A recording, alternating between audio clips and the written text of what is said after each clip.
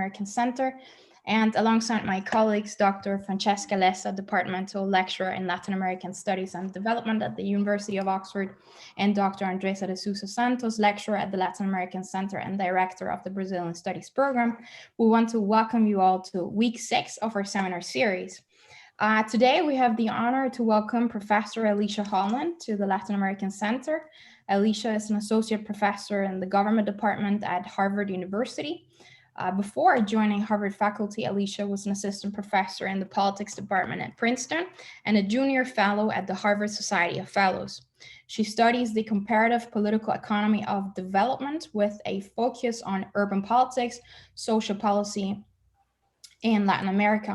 Her book, Forbearance as Redistribution, The Politics of Informal Welfare in Latin America, published by Cambridge University Press, looks at the politics of enforcement against property law violations by the poor, such as squatting, street vending, and electricity theft. This evening, Alisha will deliver a talk titled Creative Construction, the Rise of Mass Infrastructure in Latin America. So Alisha, we're extremely privileged to have you here with us. She'll talk for about 40 minutes. And before we start, just 2 minor things. I would like everyone to please mute their microphones so we don't have all the noises in the background during the talk. And then secondly, we'll have a Q&A as per usual. You can either use the chat function and write down your questions, and we'll welcome you to use also the camera and the space, your microphone, to ask your question in person. I would also like to encourage all of our students to really use this opportunity to engage with Alisha on such a fascinating and timely topic. So Alisha, without further ado, the floor is yours. Wonderful. Well, thank you so much for the introduction to be here. And, you know, one of the benefits of this strange virtual world is to be able to make trips to places like Oxford much more easily. So it's really wonderful to get to share a bit of my research with you guys today. Let me start sharing my screen. Oh. Can everyone see that okay? Perfect. Okay, wonderful. All right, so I wanted to do 2 things today. So the first is to give you a flavor for this broad book project that I'm working on about the politics of large-scale infrastructure projects in Latin America. And then second, I'm going to zoom in on one more specific piece of the project, which is really trying to understand the over time variation in infrastructure projects. And so in particular, the rise of these projects in terms of both the amount of spending and then also the scale of projects that governments are investing in today. So broadly speaking, one of the questions that I'm interested in this book is why politicians invest in projects that won't be done during their time in office. So many political scientists think that the main motivation for infrastructure is the inauguration of projects. So politicians want to cut the ribbon and hold big ceremonies to show that they have built impressive, visible public projects. But what you see is that in Latin America, and I'd say in the developing world more broadly, there's been a proliferation of very large projects that often take years to complete. Even by the best projections, they're not going to be done by the president who launches them. And so from this logic of wanting to inaugurate projects, these sorts of investments don't make a lot of sense. And this is part of a broader puzzle, which is, you know, if you live in the US or the UK, the story that we have of infrastructure is really of stagnant expenditures. So what I'm showing you here on this plot is a common proxy for infrastructure investment, which is the extent of capital, fixed capital investment. And when you look at this for advanced industrial economies, you'll see that spending is pretty much stagnant, and public spending in particular has declined slightly since the 1960s. You know, when we look at a similar indicator for emerging economies, what you see is an uptick in infrastructure investment starting really about in the 2000s. And more specifically, there's been a growth in public-private partnerships, or PPP projects, that combine public and private investment and that tend to be quite large-scale investments. So in my book, what I try to argue is that to understand these types of trends, we have to change our perspective on what infrastructure is and what it's doing politically. And more specifically, I argue that infrastructure really isn't about opening projects. It's not even about creating jobs on those projects or creating economic development. For politicians, a lot of the gains from infrastructure projects come from the contracts that are associated with building and financing those projects. And what this means is that infrastructure projects often have pretty short-term benefits. Once the contract is assigned, a politician can extract campaign finance donations. And as we've seen in the big scandals around the Brazilian construction firm Odebrecht, also lots of personal rents and kickbacks. Now, although we can understand the benefits of contract assignment, we also might think that there are costs to pursuing these types of projects. Specifically, a lot of the literature thinks that these are expensive projects that often require tax increases or bond issues in the short run to fund. And those are pretty politically unpopular. But what I want to talk about today is that infrastructure also has shifted how these projects are financed in recent years. And more specifically, politicians can use contracts to shift the cost of infrastructure projects off budget, so they're a lot less visible to voters, and also on to future administrations, so that they aren't paying these costs in the short run. And that actually means that it's precisely politicians who often have short time horizons, who aren't part of established political parties, who are most interested in these projects because they're getting many of the contractual benefits, and yet they're not paying the costs. Now, the third piece of my argument, which I won't talk about much today, is that to understand variation in infrastructure provision, we need to look more carefully at the institutions that shape how contracts are allocated. And I call these a set of inhibitory institutions to really highlight that they're acting and analyzing public investments before they occur. So their goal is actually to stop misguided contracts or inefficient public investments before politicians pursue them. So these are institutions like planning departments, finance ministries, inspector generals, comptrollers, and these institutions often end up reducing the incentives to invest because they're delaying contracts, they're complicating investments, but they are critical to improving the quality of infrastructure investment. And so overall, the story that I want to tell in this book is that infrastructure, and large infrastructure in particular, can be deeply compatible with electoral democracy and the short time horizons of politicians in democracies. And that's because politicians can capture these upfront contract rents and defer the costs. Now, the title of the book plays on this idea of creative destruction from Schumpeter. Now, Schumpeter was interested in the idea that in order to get innovation, companies often needed some monopoly rents. And likewise, I argue that to get infrastructure in a democracy, politicians often need some of these contractual and campaign finance rents. But you also need regulatory institutions to guarantee that these projects actually produce development and social welfare gains. So what I want to do today is now focus in on one piece of this argument in the book, which is thinking about sort of over time changes in what infrastructure is and how it is contracted to understand this puzzle of why we see the growth in infrastructure projects in Latin America in about the past 20 years. So first, I want to set up the way that many political scientists, I think, tend to think about infrastructure and the challenges to its provision. I'm going to call this loosely the public works problem and argue that it's pretty distinct from the classic public goods problems that we talk about in other contexts. And in particular, I want to emphasize that there are territorial and fiscal tensions that are thought to undermine the provision of infrastructure. Second, I'm going to talk about how infrastructure, as opposed to public works, and we'll talk a little bit about those distinctions, really changes the structure of the political problem. So infrastructure takes off as part of conservative political movements like Thatcher in the UK, who adopt the term infrastructure to really emphasize efficient government spending and also greater private sector involvement. So this is really an argument about economic efficiency, but it has major political implications for how politicians build infrastructure.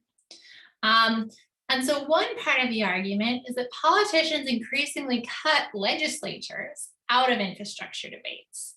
And this is going to ease some of the territorial tensions and the fights between regions over where to site projects and allow for increased spending.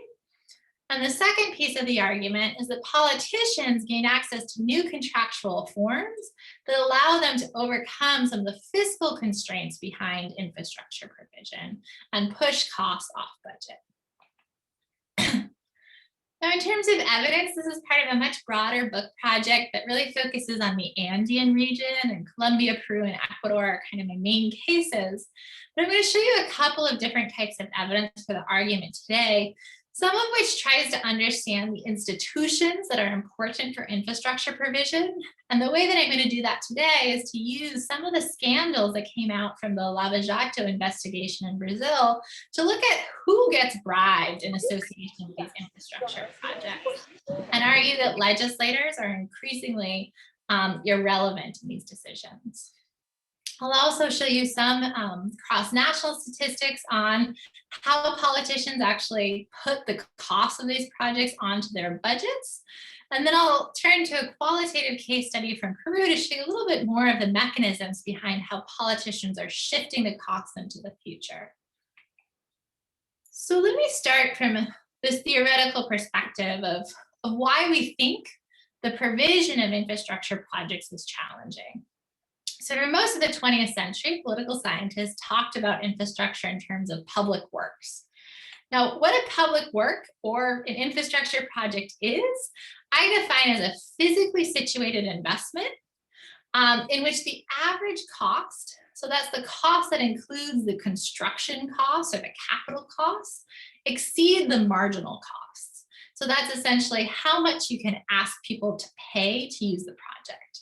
So think of a subway, it's physically situated in space, and you can charge people to ride the subway, but usually those fees and fares from the subway aren't going to cover how much it costs to actually build the project. Now, this is important because these projects are really different than traditional public goods.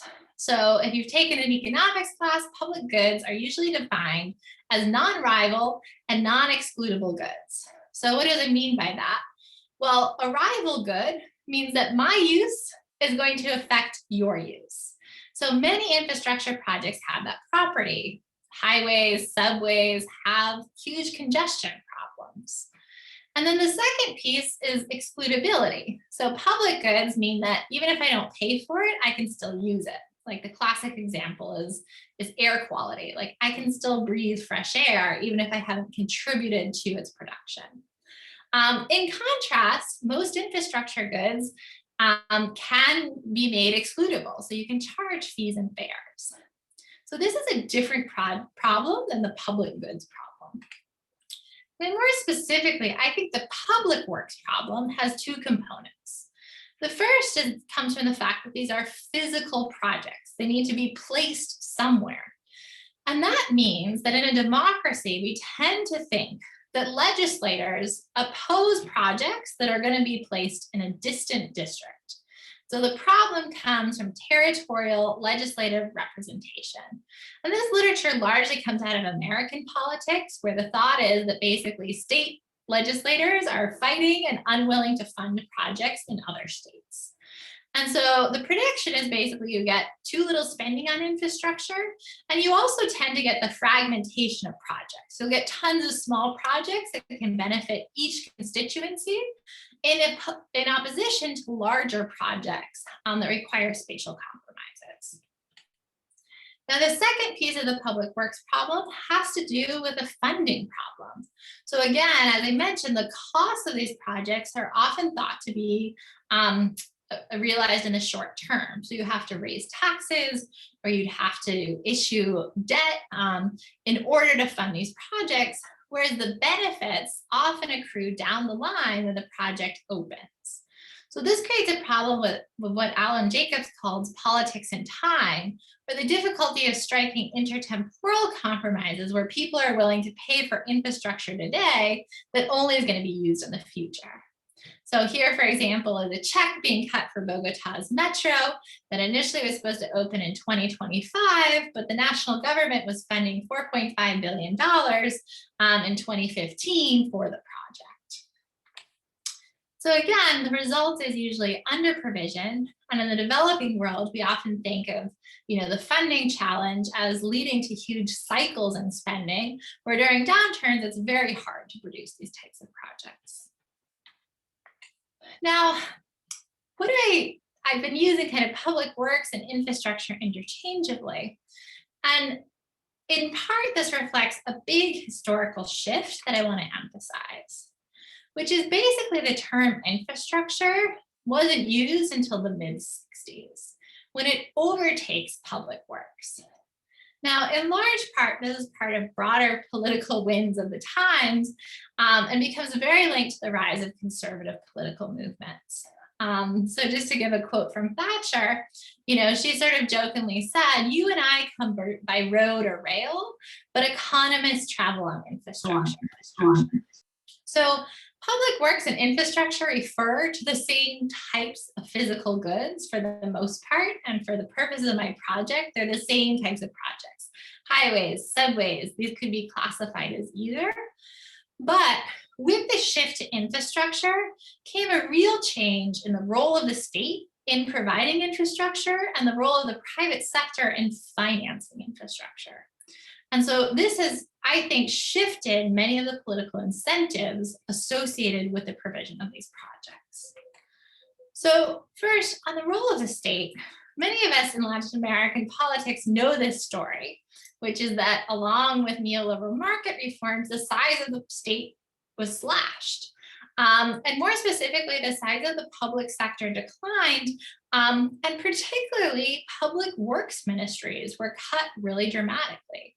So public works ministries used to be the largest ministries in many governments. They were also bastions of patronage jobs. So here's a graph from Peru, which is showing that at sort of like the peak of the early 80s, when I have data, these ministries hired about 50,000 workers.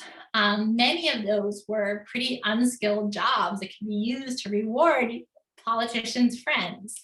Along with market reforms, you see a dramatic decline in the size of ministries of public works.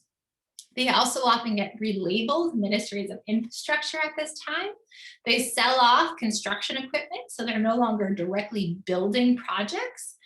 And most ministries of infrastructure today are composed of lawyers and economists who are writing the contracts for these projects. They're not directly designing them, and they certainly are not building these projects.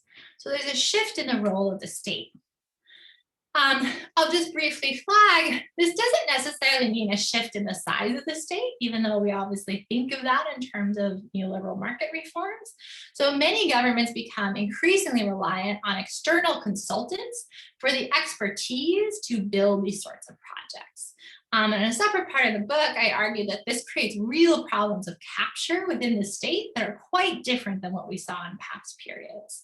So here I'm just showing you the growth of consulting expenditures in Peru, and more specifically breaking that down by infrastructure consulting, which is a really large portion of the sort of external contracting you see done by the state. Now, along with changes in the role of the state, came really important changes in the way contracts were written around infrastructure. And bear with me for a minute because it's a little bit technical, but important to the political story. So when we talk about public works, the idea usually is that the state is directly providing, or at least directly contracting for a specific project. So the state's going to design the project. It's going to say, I want a road that goes from A to B, and here are the engineering studies of exactly what that road is going to look like. And it's going to specify what it needs to actually produce that road. So the amount of cement, the types of contractors. And these types of projects are often called unbundled contracts because the state can contract for many separate pieces of work. It can buy the cement from one firm. It can buy the engineering study from another firm. It can buy the maintenance from an entirely different company. And so the main criticism of this public work model is precisely this idea that many of the maintenance and operating costs of these projects are hidden and deferred. So governments will tend to build the project and then pretend it doesn't cost anything to maintain it because these are all separate contracts. And again, the assumption is politicians like the visible opening of projects, and yet they're not really interested in the unsexy work of maintaining them. Now, most public works need to be financed on budget in some way. So they can be financed through debt or new taxes, like gasoline taxes are often used if you're looking at something like a road, but the costs are apparent up front because the government needs to pay for all of these contractors up front. Now, one of the big shifts along with the growth of infrastructure is the use of public-private partnerships. Now, this isn't the only contractual shift, and we could talk about things like Chinese commodity future contracts that allow similar political changes, but I want to focus in on PPPs today. Because I think many of us don't fully grasp what's at stake when governments are using a PPP. So in a PPP, the state is going to direct and oversee private investments in infrastructure. And so what this often means is that the state will come up with the idea for a project. So I want a road from A to B, and the state specifies the output, so the type of road that it wants. But it's often up to the private firm and the private sector to design, build, and operate that road. So they're going to be bidding not just on sort of the cement needed for the road, but for the entire conception and operation of the project. This is what's called a bundled contract. And obviously it raises the stakes and the size of these contracts substantially because it's one major contractual moment. Now, economists love this idea because embedded in the contract is also the maintenance and operation costs. But the other side of it is that many of the investment costs to the state are deferred. So the idea of PPP is usually the private sector is going to bring some of the capital for the project and will be repaid through the later fees and fares associated with the project, along with government subsidies. But those are usually going to come onto the accounting books when they need to be paid and when the infrastructure is operational. Another key part of a PPP is the sharing of risks between the private and public sector. Now, this is often, it varies a lot by contracts. It's hard to understand, but there are huge costs involved when the state takes on risks.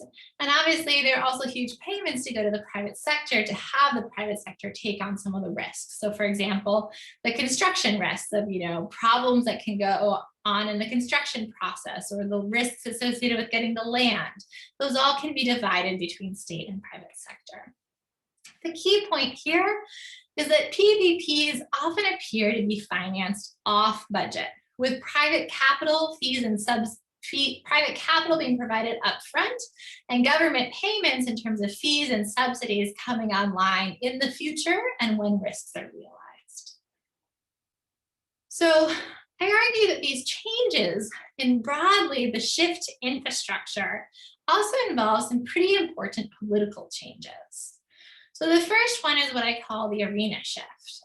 And so part of this comes with changes around market reforms. So market reforms in Latin America, in many cases, remove spending powers from the legislature and also implemented fiscal discipline laws that influenced how much governments could spend in terms of their deficit and debt. Now, there are many ways that I could show you this in terms of the formal rules, but I want to show you informally that legislatures became much less important in the infrastructure process. And the way that I want to show you this comes from data on who was involved in the Lava Jato scandals. So Lava Jato was a huge scandal within Brazil that launched many investigations across Latin America through the Department of Justice, but also public prosecutors' offices into corruption associated with the Brazilian firm Odebrecht. We can use those investigations to reveal the types of actors that got bribed as part of Odebrecht's attempt to get infrastructure contracts. If legislatures were important, as many theories about territorial politics predict, then we should see a lot of bribes going to Congress. In contrast, if the legislator has been cut out of the infrastructure process, then it really should not be a target of bribes, even when major firms are trying to get through lucrative contracts, as in the case of Odebrecht. So basically, I coded the type of officials that were implicated in the investigations around the Lava Jato Odebrecht case in the three core countries that I've been studying: Peru, Ecuador, and Colombia. And the key thing to focus on here is that, with the exception of Colombia, legislators are a pretty small fraction of the actors that are being bribed in association with these cases. So to advance its interests, companies like Odebrecht have tended to target presidents who are taking many of the main contractual decisions, bureaucrats, especially in the Ministry of Finance, but also ministries of transportation or ministries of energy. And then there's also been a lot of activity in terms of finance, both offshore payments, and then also many of the rents associated with these contracts actually come from the banking sector. Now, just to flag, Colombia does have about 20% of investigations of Congress. These Congress people, however, were not passing bills to approve particular projects. They were actually key lobbyists for Odebrecht to interface with the bureaucracy. So again, this shows that the legislature really is not a key site of infrastructure policymaking or the passage of these projects in the way that much of the public works model predicted. Now, the second key part of this is that projects themselves are not particularly attractive to legislators. So legislators still want pork. They're still very motivated by small scale projects for their districts. But large infrastructure projects have two problems. The first is that they do have these long time horizons. So if legislators aren't granting the contracts, they're not particularly interesting. And then also, legislators get cut out of these discussions because many of the costs are off budget. So they're not part of normal budgetary procedures. Just to give you a couple of qualitative quotes on this, here's one of the director of PPPs in Colombia, who says, these projects are so long-term that politicians aren't really interested. There's a lot of pressure for equity in local road resources, equity in bridges, equity in resources for side roads. But in mega projects, pressure is diffuse because mayors and legislators say, this isn't my project. I can't sell it as my project, and I can't inaugurate it as my project. So from the legislative perspective, when legislators don't have control over the contracting, the theories based on visibility and the sort of unattractiveness of long-term projects really do apply. Now, the second piece is that many legislators don't understand the costs of PPP projects. So something I heard over and over again from Congress people is that a PPP doesn't cost the state money. So why are we going to bother? It's not part of a fight over pork resources. Now let me turn to that second point, which I call the fiscal illusion that's associated with PPPs. Now, to be clear, this is not a uniquely Latin American story or problem. So actually PPPs really take off in Europe. And I would argue they really take off in Europe because of the Maastricht Treaty and many of the same fiscal disciplinary devices that tried to limit on-budget spending. So the key feature of PPPs is the total cost and many of the risks accrue off budget. And so one way you can see this is that the World Bank put together data on PPP regulations across 150 countries. Now, this is just for 2019, so it's pretty recent data. But what I'm showing you here is one question asked whether governments require that the full cost of PPPs over time are included on their budget. And what you see is that Latin America actually does much better than the rest of the world, but still only about 60% of countries actually calculate how much PPPs are going to cost the government in total. A second question asked whether governments have a way to account for what are known as the contingent liabilities associated with PPPs. So this goes back to the idea that PPPs divide risks between the private and public sector. And so the question is whether governments actually put on their books and have ways to think about the risks that they're assuming in these projects. Now, these risks can be really large and major financial commitments. And what you see is that only about 40% of Latin American countries have a way to account for their potential future risks. Again, this is slightly better than the rest of the world. And part of this actually comes from reforms that took place after the Odebrecht scandals. And then the last, which is an issue I'm not going to talk a lot about, but problem with PPPs is that often when they are put out for tender, so the contract is first allocated, it's done at a very low price with the knowledge that there's often going to be contractual renegotiations. And so another question the World Bank asked was whether there are agencies that oversee the costs governments are assuming as part of those renegotiations. And again, Latin America does better than most of the world in actually trying to control some of those renegotiating costs, but most countries don't take into account the way that prices can balloon on these projects as contracts are renegotiated bilaterally after they're signed. So let me give you a sense of how this plays out in an actual case. So what I want to talk about today is the Interoceanic Highway in Peru, and in particular the Interoceanic South, which was an attempt to connect Brazil with the southern port of Peru. The south of Peru is much less developed than central and northern Peru. And so this was seen as a way to really increase trade connectivity and develop southern Peru. And it was part of the IRSA, or the Integration Initiative for South America. And it was a huge project. So it involved 1,600 miles of highway. Initially, the budget was $892 million. Even at that initial budget, it was going to be the largest highway project in Peruvian history. So this was a really large project. It also ended up being the first PPP at scale in Peru, which is why it's really important to set the sort of financial and political model for these projects. And just to preview, a lot goes wrong with this project. So the final cost is more than $6 billion, which will show you that this is not just a kind of small accounting issue on some of these large infrastructure projects. And so what I want to emphasize is that this project was launched as a PPP and used this particular contractual form in part because Peruvian presidents could not launch a project like this as a public work. So Peru, after its debt crisis, imposes a pretty strict fiscal discipline law, which the deficit and debt cannot exceed a certain percentage of GDP. And so even at this initial cost of $892 million, the Interoceanic South was going to bust those limits. And so President Toledo at the time was trying to figure out, well, how else could he finance this project? And he decides that he's going to launch it as a PPP. He also, this is a longer story, but pretty deliberately holds down the cost of this project.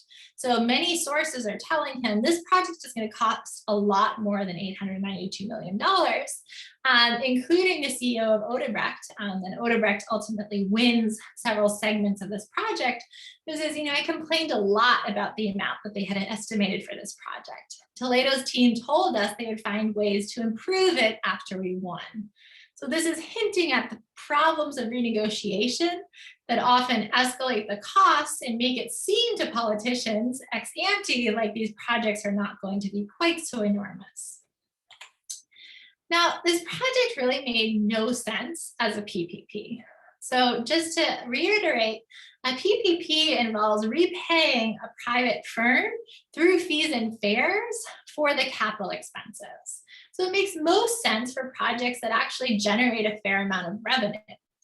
Now, this project was going through the south of Peru, and traffic projections at the time were quite optimistic, but still didn't really make financial sense in terms of generating revenue. And in the end, only 88 trucks passed on the southern segment of the highway in the first 10 years of operation. This was not generating a lot of toll fares to repay the government. Now, another key part of the story that I won't want to dwell on is that Peru still needed to find a way to pay a private firm like Odebrecht to build this project that was quite long-term with its own capital. Odebrecht was very resistant to bringing capital for this project as a traditional PPP would require. So Peru comes up with this kind of workaround, which PPK, the future president Pedro Pablo Kuczynski, who was then the Minister of Finance, basically designs through his own private consulting firm, which basically involves these payment certificates that are contingent. So when Odebrecht completes a certain amount of the work on this project, it will have a certificate that will allow it to get paid through a private bank. Now, the key thing is that these payment certificates are not counted as debt and therefore don't appear in the accounting books and don't bust the sort of fiscal limits. They also don't need to go through Congress. Now, much of the financial establishment in Peru was aware that this was all sort of financial trickery around the project. Most notably, the Vice Minister of Public Finance, Luis Carranza, told Toledo, "You're just putting lipstick on the debt." So he was inventing these ways to get around the debt ceiling, basically. And this isn't a small matter. So Peru's public debt falls considerably during this period. It really observes fiscal discipline quite closely. It's down to about 20% of GDP by 2010, but contingent liabilities, which are linked in particular to PPP projects, grow substantially. So they grow to 7.4% of GDP during the same period. So what do I want to emphasize out of this case and the sort of shifts I've been trying to talk about today? Well, first, I just want to go through a little bit of the historical evolution of how we get to the rise of these large infrastructure projects, of which the Interoceanic Highway is an example.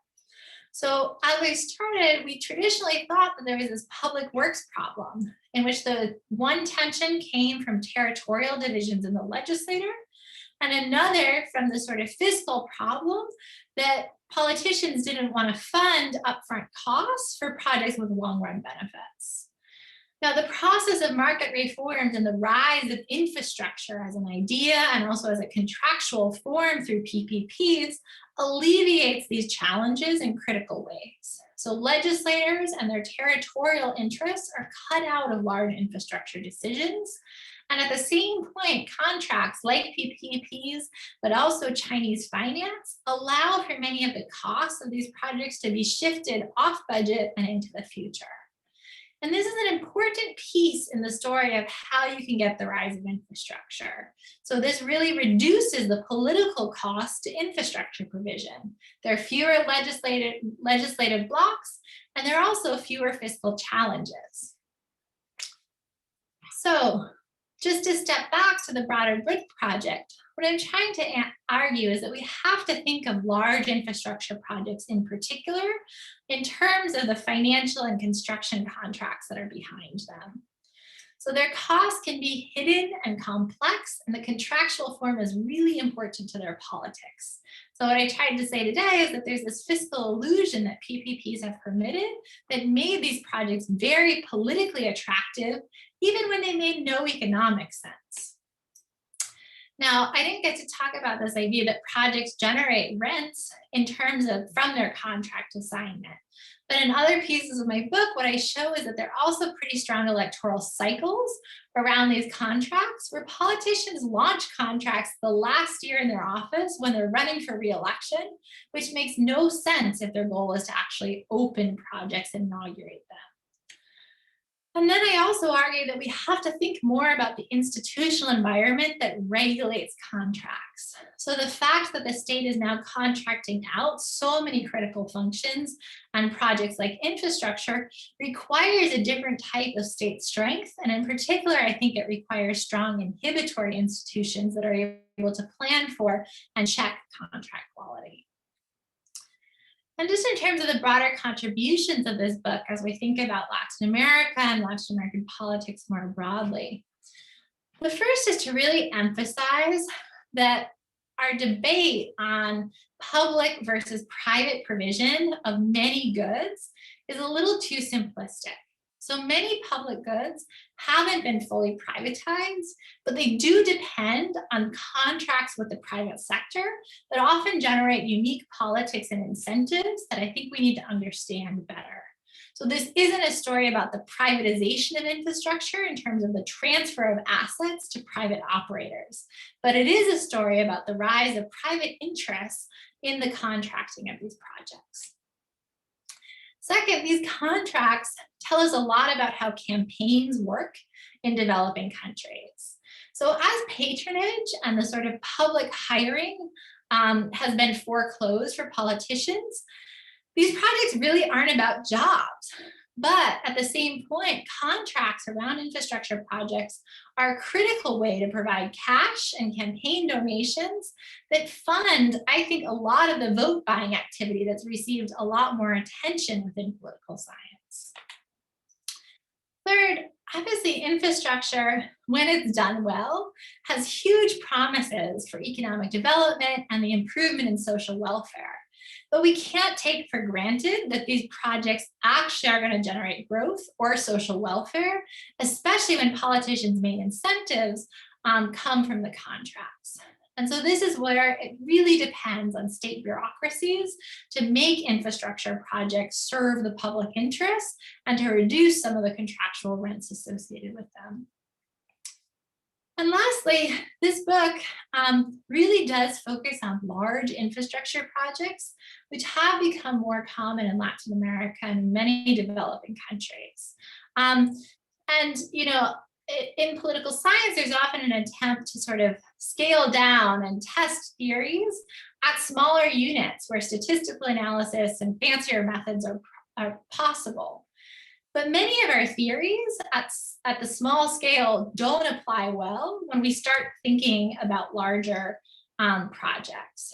And so I think that the politics of these large projects in terms of the contracts that are possible, the interest groups that are present, and politicians' incentives are quite different when we look at mega projects than when we look at the sort of cork or small scale projects that have received more attention in the literature. So we need to scale up to understand how infrastructure politics is working in the region.